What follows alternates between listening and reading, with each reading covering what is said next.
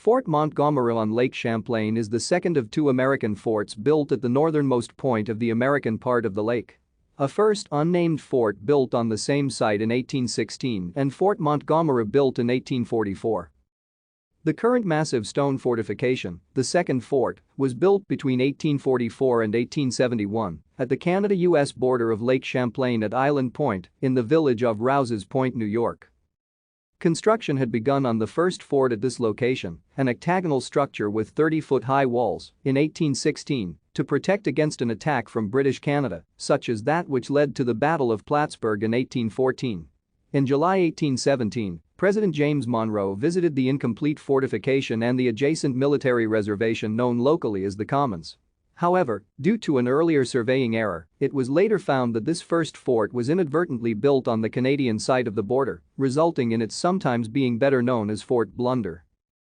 When a new survey discovered that the 45th parallel was actually located some 4 miles south, effectively placing the fort in Canada, all construction on this first fort stopped and the site was abandoned.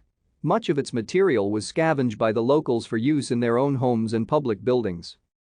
No evidence has come to light that this first fort was ever named, with most contemporary documents simply referring to it as the Works, Fortification, or Battery at Rouse's Point.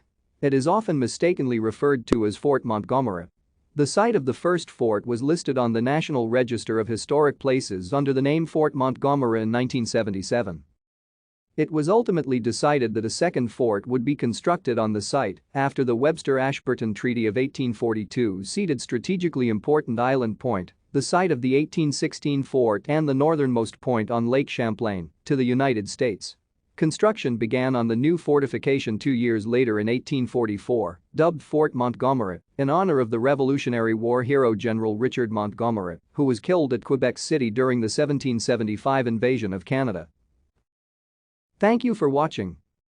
Like and subscribe if you would like to view more of our videos. Have a nice day.